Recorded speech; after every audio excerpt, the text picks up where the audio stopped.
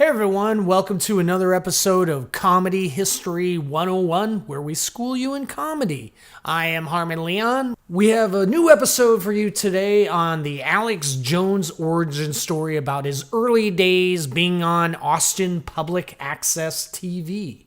Before we jump into the episode, be sure to take some time to subscribe, like us, and rate us on iTunes. Why not do it? We appreciate it. And also, this Thursday, May 16th, I have a show in New York City, Tale, NYC's finest storytelling, at the Red Room above the KGB bar. Come and check it out. And without further ado... You're stupid. Everybody's so stupid. Good thing about doing comedy in Russia, you have captured audience. You're stupid. Everybody's so stupid. Comedy History 101.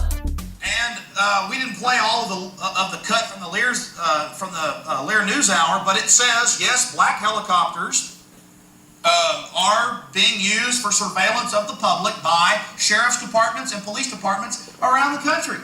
So that's real, and I'm going to play that tomorrow night from 8:30 on past 10 on my Access Television show. That's actually my show proper, just as an entertainment show. Scott, what was that? Well, that was a little bit of Alex Jones from the Austin Public Access TV, I think circa 1997, 99. Yeah. Harmon. And could you describe what he was doing when he was taking those phone calls? He was carving a pumpkin, and there was a cutaway to a fake severed head.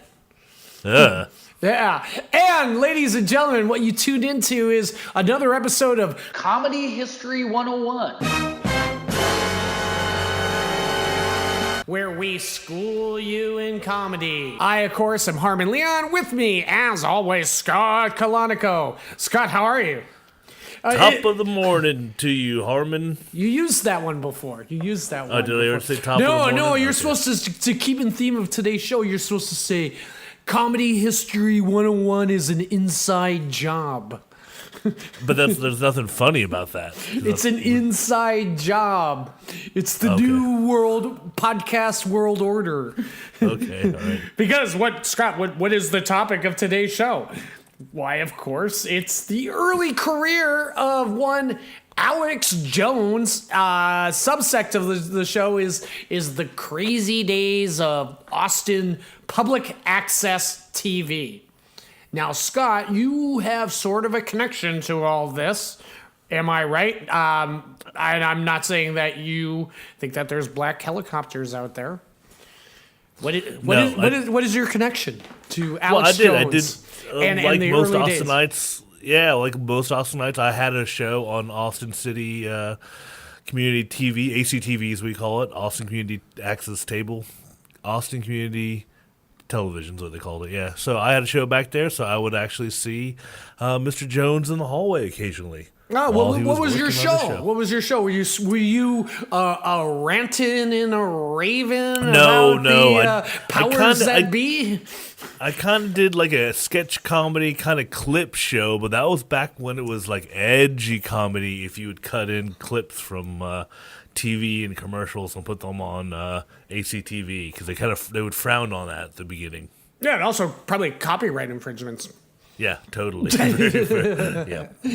But yet somehow YouTube gets away with it. But anyway. Yeah. So to set the stage of today's show is, Alex Jones. What do we know of Alex Jones nowadays? A lot of lawsuits. He's being sued by the parents of the Sandy Hook victims. Yeah. No, now he just kind of is like crazy man for hire or something. Yeah, so at one time, Alex Jones in 2016 got the endorsement of Donald J. Trump, who appeared on his show praising him as a man with your reputation is amazing. And with that, Jones and his millions of followers help usher in the conspiracy theorist in chief into the White House. Exactly. But the Alex Jones, the origin story begins in around the mid-90s back in Austin Public Access TV. And that's where he sort of built his chops being the ranting and raving conspiracy guy. So, Scott, you were there. Set the stage of what Austin Public Access TV was back in those days. Well, basically, anybody could that was the idea. Anybody could get on and do a show, but you did have to go through, they made you take a couple classes. So I remember having to do that, and that's when, a lot of people, you'd start meeting the other producers and stuff that were there. And then basically, like he said, I think Alex Jones mentions it in the clip, the place was open 24 hours a day. It was over in East Austin, now hipster. Buried deep in hipster East Austin, but you'd go down there and show up and just go on and just turn on the cameras, and that was big when they were into call-in. That was a call-in time, as you heard there. So people would just call into the shows and start talking to people on the air, and that was kind of the entertainment.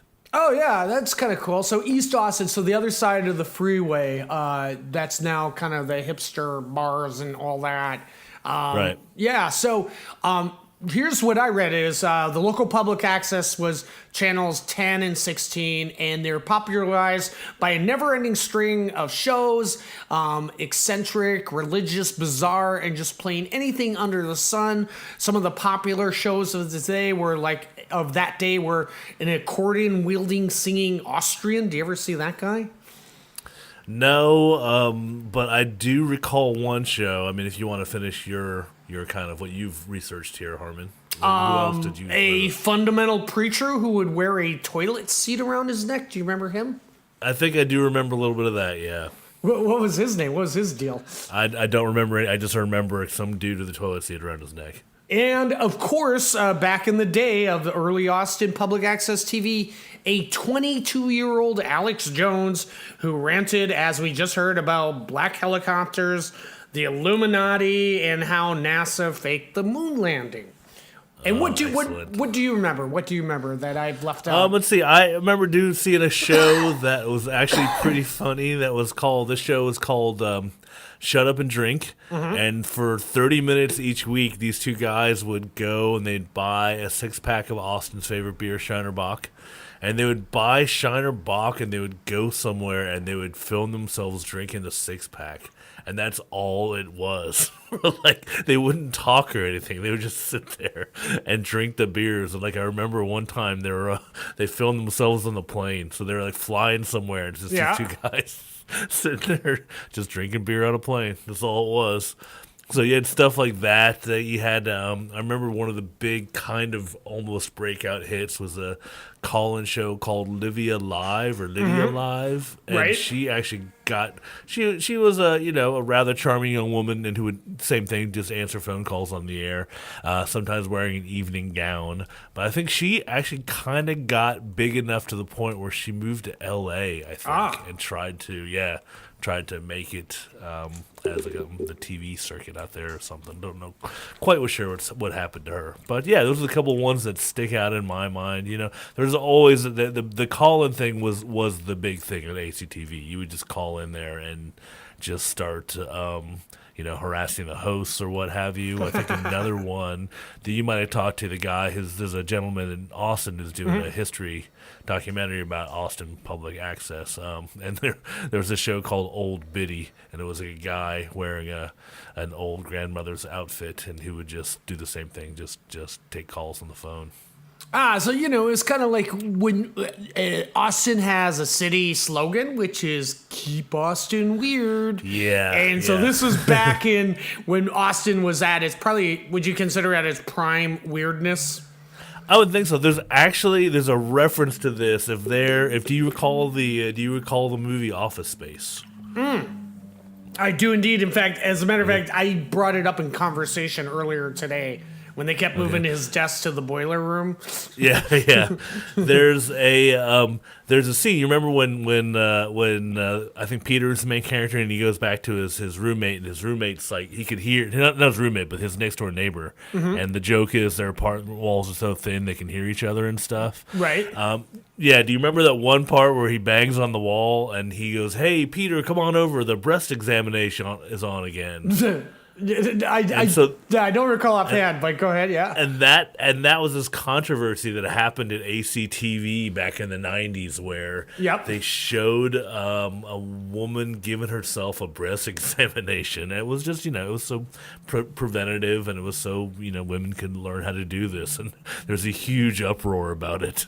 Oh my God! Did the outrage lead all the way past Barton Springs and the bats under the bridge, the Congress Street Bridge? It might have been, no, but it was a big controversy. And then I remember there's another show that I liked where it was like a guy. It was an English professor teaching English as a second language. Mm-hmm. But if you didn't know that and you just started watching the show, you would look like you were watching a show with a mentally challenged individual walking around. And then I remember meeting him in person one day because I used to work at the campus library and being almost starstruck in a way. Oh wow, yeah. It's just funny how the local stars. And so from your experience, and again, it makes sense that sort of on this level would begot screaming, ranting, very Texan-ish Alex Jones out of this sort of climate of any lunatic gets to do their own show. Yeah, I think even when he was starting, I don't know if this was him or maybe he took his kind of look from this guy. There was a guy who was always wearing aviator Ray-Bans who was on TV kind of holding up news articles. Maybe that was Jones. Maybe it was somebody else. But yeah, I remember on Austin Public Access TV? Or? Yeah, on Austin Public Access TV, yeah. I don't know if maybe that's how I could be bleeding into somebody else, but yeah, that's how far back we're going. That people would just hold up newspaper clippings. Let me ask you a question. So you're almost like the guest on the show today as the expert. What is the first thing you remember about Alex Jones coming onto your radar? The earliest memory. I tell people this story all the time. It's like I just remember when he was Crazy Dude who was on late night access cable, and that's all you thought about him because there were so many of them in Austin at the time. Like there was nothing particularly special about this one. There's nothing special about Alex Jones. He was just another one of these kind of ranting guys. Yeah, that's the thing. He was just another guy who was. But then I think he got more regular with it. I mean, I think it became more of a, I don't know if you did it every day, but it was just something where it was like ever present. So then after a while, you could not know about him.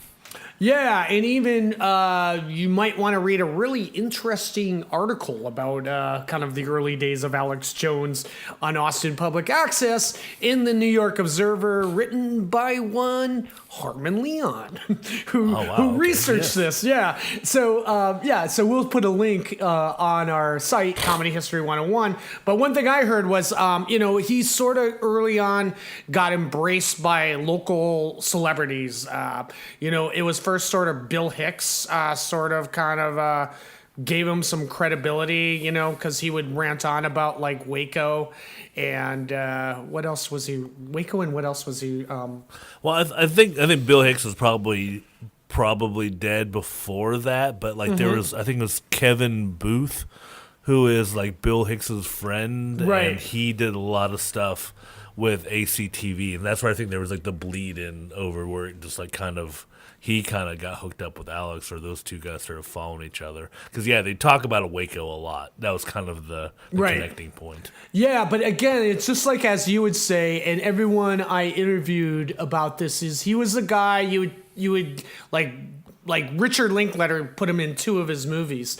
And he put him in because he was sort of like, you would be in Austin, you would get stoned, and I'm not saying you, Scott. And no.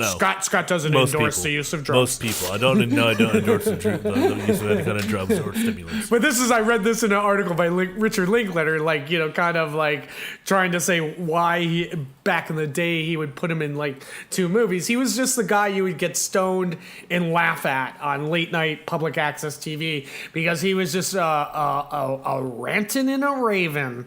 And his early shows, he would sit behind a desk in front of a star map of the universe, and he would take phone calls and be ranting red-faced into the camera, about the police state and the New World Order and exposing the shadowy elites. So right away, I interviewed from a story, a guy that a guy named Charlie Sotelo, who was also a producer back in the day, was, right away, right out of the box, and we love those videos, the unboxing videos.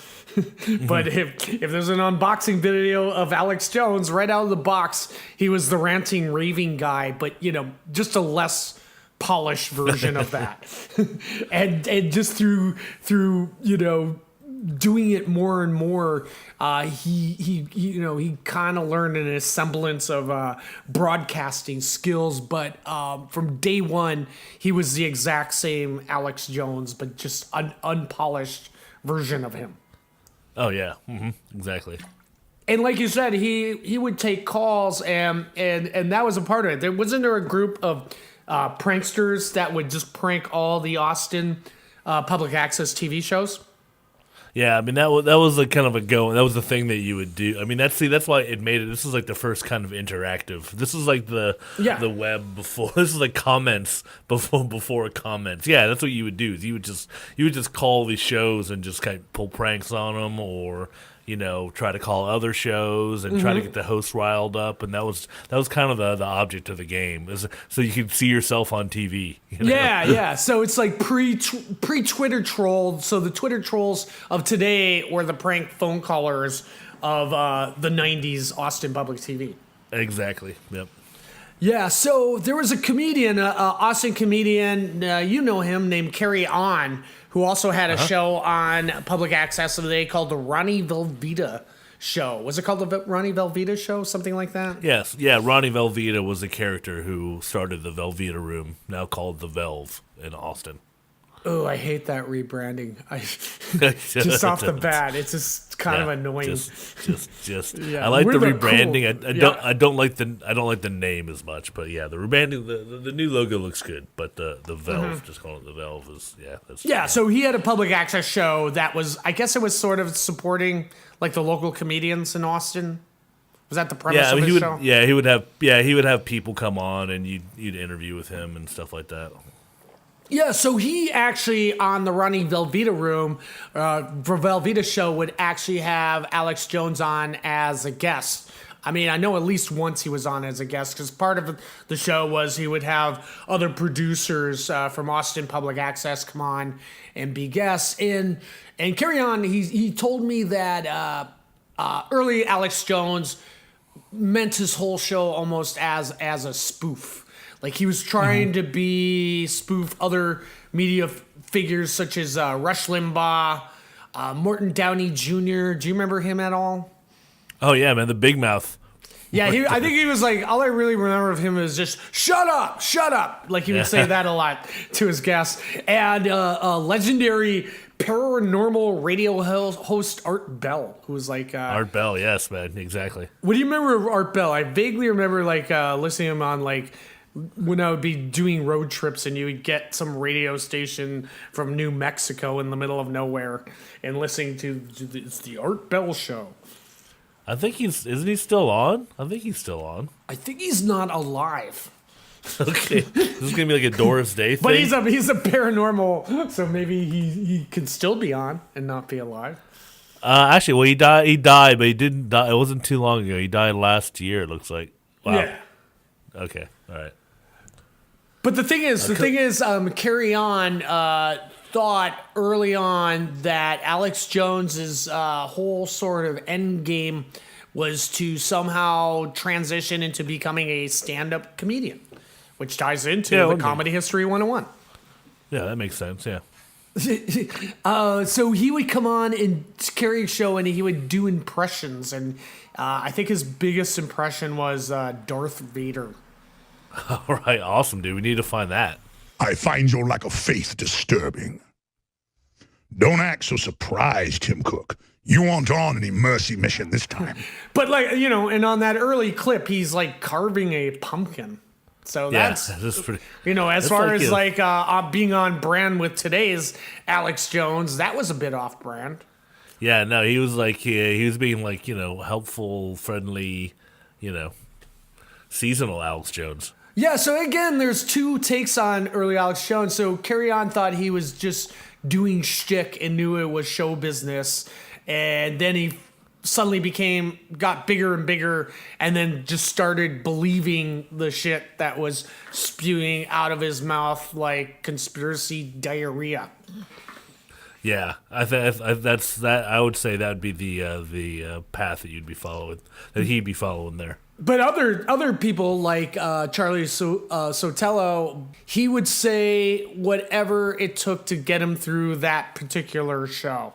So Right. whatever, I think almost quoting Charlie's exact words, whatever popped into his big dumb head that day, that's what he would go with.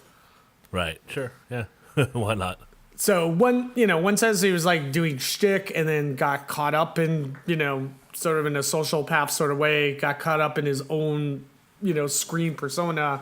While the other was just sort of like, he was just making it up as he went along. I'd go along with that. Yeah, I mean, I ran into him. I talked to him directly one time. One time when I was there at HCTV for Carry On show, Right. and I ran into Alex in the hallway, and this is probably 2002 or so. And I remember at the time, I'd been doing a lot of reading about Flight 93. The plane that got shot down in Pennsylvania, and Alex and I had a bit of a conversation about that. What do you recall from the He conversation? was just, of course they shot it down. The government shot it down. Was he at like, you're just like in the hallway? Was he at level 11 with you in the conversation? He was already pretty. Yeah, he wasn't like super screaming, but he was already in his stage presence. Yeah, I mean, again, from people I've talked to, there's just plain mental health issues going on. And if you listen to him on like the Joe Rogan podcast, Joe can sort of like wrangle him back when he gets too out of hand, but there's something mental illness at play. Or just he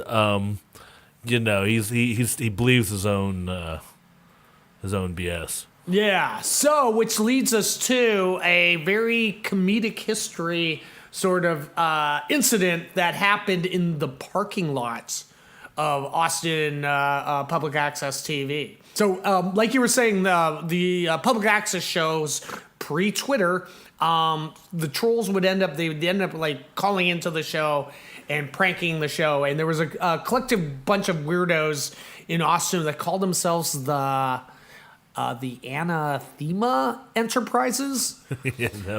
Something like that. And they're obsessed with prank calling Alex Jones. And their MO was just to call in and disrupt with a barrage of insults. And the lead prankster was a guy named Clayton Counts, who went by the moniker Space Hitler. That's charming. Okay. Excuse me. Who would phone in just to fuck up Jones's show, screaming like "die, die, die," or what would really rattle him was he would refer to Alex Jones as Jarhead Jones. So as a result, Alex Jones would freak out and melt down and sort of lunge to the call box to disconnect the phone call. It was said to be a pure mess. So Scott, how do you think all this played out in an incident where Alex, for his fans and callers, had a little open house at Austin Public Access TV? What took place at this open house? All right. Well, we'll start here. I mean, so basically, what would happen is. These shows that you mentioned would have kind of an interactive component where they would sometimes invite people down to the ACTV studios where they could come just kind of hang out, and sometimes they'd get on the show, and it kind of turned into like a party or what have you. But what happened this time, these pranksters that had been calling Jones decided to show up in the parking lot, and things took a step for the not very nice direction. All right, so when they had all these people who showed up at the station, Alex Jones recognized one of the guys as the person who had been pranking him on the phone and kind of flipped out. Yeah, the He said, die guy. He recognized his voice. Yeah. And he said, "You're the guys who are constantly disrupting my show. I've had about enough of it," according to witnesses who were there. So now who's our main witness to this whole thing? It was our main contact on this story, Charlie. Charlie is Sotelo. And Charlie, there a little bit of a scrap ensued. Yeah, so they ended up getting in a fight in the parking lot after like an argument in the lobby. When one of the heckler guys just simply said one word to Alex Jones, which was jarhead. And that just sort of set Alex Jones off to the point where like an old Western outlaw, he said, "Do you want to step outside?" And the guy said, "Yeah," and they walked towards the door, and Alex went to his car, and it looked like he was pulling something out of the back seat, and he told the scrappy guy something to the effect of, "This is my place of business. I have a gun. I can shoot you. You are threatening me at my place of business. I can hold my ground here." I'll do the other guy. All right. Yeah. The scrappy guy took a step back, which emboldened Jones, who puffed out his chest and continued to threaten the guy. And I'll be the other guy. And the other guy, scrappy guy, just goes, "You know what? Just fucking shoot me then." And then he just popped Alex Jones with a punch to the face. Yeah, so not only did he pop him once, but he popped him several times in the face. And Alex, again, he kind of is a bit braggadocious about his fighting abilities. But he hit him several times in the face, and Alex sort of was starting to throw punches forward, but it looked really inept, and the scrappy guy kind of caught on and not only started kicking Alex's ass, but was shit talking him between punches, like, "Oh, you're a professional fighter? Pop. Oh, you do this for a living? Pop." Why do you keep hitting yourself? Pop. Yeah. So basically, he hit Alex a good 8 to 10 times in the face, and just sort of pummeled him silly. Yeah, and so even Charlie, that's our witness at this point, he'd had enough of it, and he just yelled at Alex. He's like, "Hey, Alex, go inside, get away from this." And that just made Alex Jones madder, and he went over to Charlie and just started punching on him. Well, it wasn't punching on him. He basically, before he punched on him, he spit blood at Charlie. Yeah, okay, yeah. Yeah, so before any punching between Alex and Charlie happened, he spit blood on Charlie, and Charlie was really angry because it was like a new shirt he just got for Christmas that he was going to wear on TV for the first time. Yes. And with that, just to sum up, Charlie just punched him in the face. So, okay, so far, Alex Jones getting beaten up, I guess you can consider that funny or not funny. But I think where the real comedy history ties in is when the police arrived, the police report, which Alex Jones filled out to tell his side of the story. Scott, you've read the police report. Yes. What key sort of descriptions stand out from the police report? Well, this is pretty good. You can actually looks like you can get Alex Jones's home phone number on this too. But or his former home phone number. Yeah, that is funny because in this police report you can also pull out the fact that Alex Jones is working for his dad, the dentist. Yeah. So not to interrupt your flow here, but so he said, "This is my place of business," which was public access TV. So you don't make any money working at public access TV. But in reality, he worked at Castle Dental, which Alex Jones's father was a bigwig dentist. Did he own like a chain of dental clinics? Because I googled Castle Dental. Castle Dental was big. It might still be big, but yeah, it was a big chain in Austin. Yeah, and that was sort of a kind of a characteristic tidbit that carry on.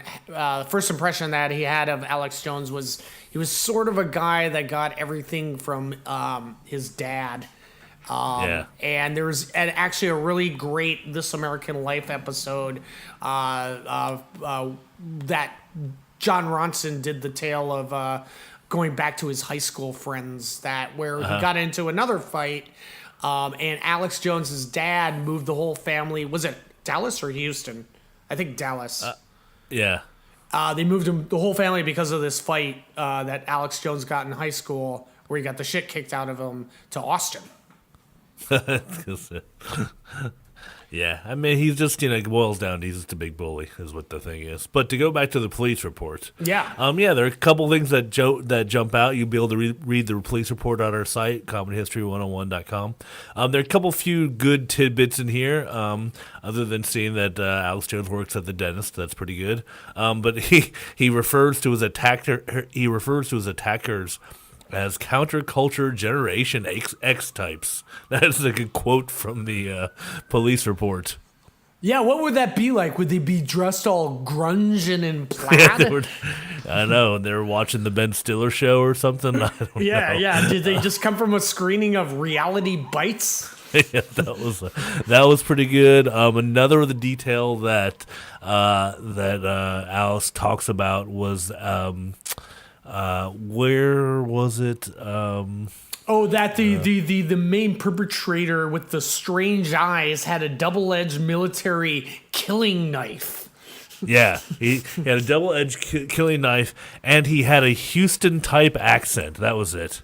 Now, Scott, you're from Texas. Could you please Texas, explain to me the difference between an Austin accent and a Houston accent? We've had a long discussion about this, and we've decided that there's no such. I mean, I think the conclusion we came to, if you are really from Texas and you might be able to tell, and you overheard two other native Texans, and one of them was from El Paso and one was from Texarkana, you might be able to hear a difference between the two Texas accents. But as far as Houston and Austin, you're talking about 180 miles, and there's not much of a difference in the accents. But he used that as a key thing. He's like, I know that made it so interesting, huh? Yeah, but I think the biggest tidbit that foreshadowed the Alex Jones to come is how he described one of the perpetrators. He not only did he have a Houston accent, and these are in Alex's words, and actually, I'll read it and then I'll drop in the full kind of. We recorded the best of the police report, which we'll drop in after this. He said he was very strange looking. He has eyes that look like a goat's. He had goat eyes. Yeah. What does that mean? What does a goat? I don't know. He has pasty white green skin and eyes like a goat. Yeah, that's what. Maybe there is a Satanist or something. Yeah, or maybe alien, or he's referring to the Illuminati. It could be, man. It's Alex Jones. And now, a dramatic reading of the Alex Jones police report. I was at ACAT and I was leaving when 4 or 5 men aged from 19 to 23 got in my face and started taunting me, calling me punk and jarhead. They looked like counterculture Generation X types. I said, "Why did you call me at home on the air and say you want to kill me?" The leader said, "Yeah, jarhead, it is me. I'm not a dumbass like you. I don't put myself out in front. I'm hidden. No one knows who I am. I can do what I want and get away with it." I was trying to get to my car and they followed me. The largest of the attackers, he hit me in the nose with his right hand without warning. I did nothing because I saw that the ringleader with the strange eyes had a double-edged military-type killing knife. I knew who he was because he calls on the live TV shows on ACTV and talks about how he wants to kill me and how I'm a fucking piece of shit, etc., etc. But back to the assault. The thug that had already hit me was hopping around and calling me pussy, and I said, "What is your problem? I have done nothing to you." That is when he struck me the second time. Blood was flying and streaming from my nose and mouth. I then realized that they were encircling me, and the person that hit me twice came out from the gang and hit me again. I defended myself. I hit him in the face, and he came forward to hit me again, and I hit him one more time, I believe. He fell to his knees when Charlie, a person who had joined them in taunting me, came up and was laughing at me, saying, "You got your ass kicked." I said, "Call the police. They have a knife." And Charlie said, "You are a liar." I then said, "Fuck you, liar," and blood sprayed and saliva spewed on him. He then hit me. I hit him back. When the police came, he told them, bull, that I had hit him first. This is not true. I was scared, shook up, and angry by this time. The foreign leader is the one who called me at home. His voice is easy to remember.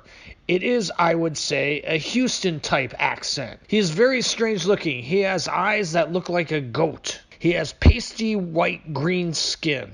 I am not an easy person to scare. I am in fear of losing my life. He has said he would like to sodomize my mother. He said he is coming to my house to slit my throat, and now he has actually shown me the weapon. Please stop this individual, or he will hurt me and others. The above statement is true and correct to the best of my knowledge. Alex Jones.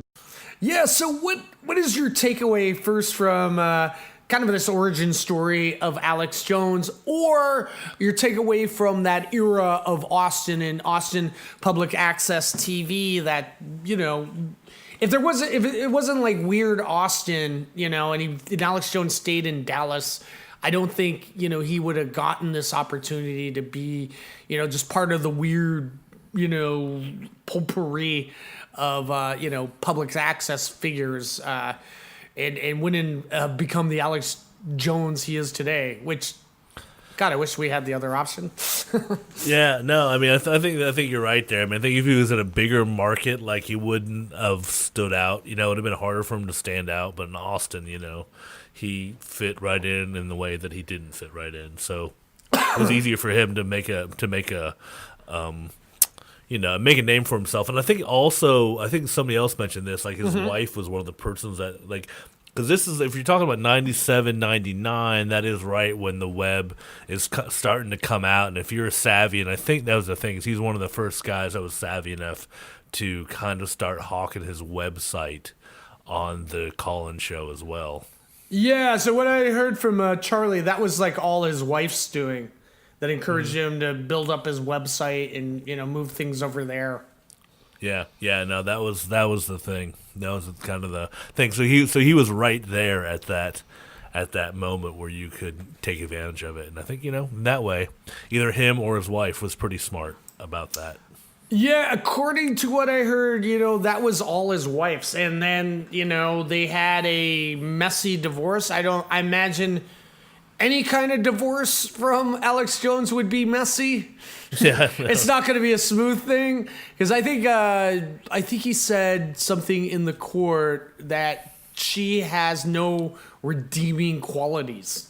Yeah. And Charlie said that she was pretty much the one responsible for making him who he is today. You know, having him catch on the web and all that. Yeah, well, that's Alex for you. So that'd be my takeaway as well. You know, he was in the right media at the right place at the right time with the right act, and in the right city too. And the right city, yep. And so then one final thing on this is, what if Alex took the other road? What do you think of if he solely pursued being a stand-up comedian? You know, I know this is like fan fiction here, but what do you think that would be like? I don't know. That's a good question. He could have been the conspiracy comedian dude. You know, that would have been kind of open for him. He could have gone like a Bill Hicks direction. You know, I think that's probably the way he was kind of going, but maybe a little more Texas-y. I'm not quite sure. Yeah, I don't. You know, I just can't really picture it. I don't picture him. I just think on a TV screen but when you got because he can't really control himself, and when you just see a really screaming guy. I mean, sure the other end would be like Sam Kinison, who was the screaming guy, but he knew how to control it because he was like used to be a preacher, you know. Where Alex, it would just be too much, like in the comedy. Yeah, club. it would be. It would just be like, whoa. You gotta have the quiet, man. You gotta have the loud, quiet, loud.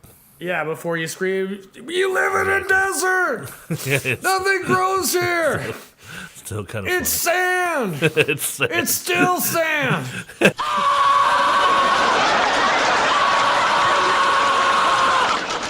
Go to where the food is. Is that a very woke bit of the Sam Kinison, or does that date it at all? Yeah. It wasn't. It's not nice to make fun of famine. Yeah. So I guess that includes that. This concludes the chapter of comedy history of Alex Jones's origin story here at Comedy History 101, which means it's time to plug away. Scott, what do you have to plug? Well, first of all, Harmon and I have another podcast called This is the President. You can find it over at our site, scottklonco.com/This is the President. For now, we'll soon be moving that to thisisthepresident.com, but that's right now where you can find it on our site. And Or also, .gov. Or .gov, or there you go, .edu. Wherever you can find your favorite podcasts, like Google Play, iTunes, Stitcher, Last.fm, and everywhere you can find cool podcasts. That's one thing that Harmon and I are doing. And then also Harmon was a producer on one of my latest short documentaries, Everything You Want to Know About Sudden Birth But Were Afraid to Ask. Recently just finished screening at the Maryland Film Festival. Coming up this week, you'll be able to see at the Chicago Critics Film Festival in Chicago, and then later on the month at the Mountain Film Festival in Colorado, the Seattle International Film Festival, SF Doc Fest, and soon to be the Norwegian Short Film Festival in Norway. Ah, you mean Yes. It's soon to be a Norwegian Short Film Festival, or soon to be at the Norwegian? Soon to be at the Norwegian Okay, Short okay, Film great. Festival, yeah. Excellent. And for me, this Thursday, May 16th at the Red Room above the KGB bar, I have my monthly storytelling show, Tale. No hokey gimmicks, no dumb themes, just the best in New York storytelling. Come and check that out. And next Tuesday, May 21st, Scott, you're going to get excited about this, at Planet Rose in the Lower East Side of New York. I have my long-running show. The show has been around for a while, but took about a 7-year hiatus, and it's back. Scott, do you know what that is? Would that be Jokey-Okey? Jokey-Okey. Oh, man, all right.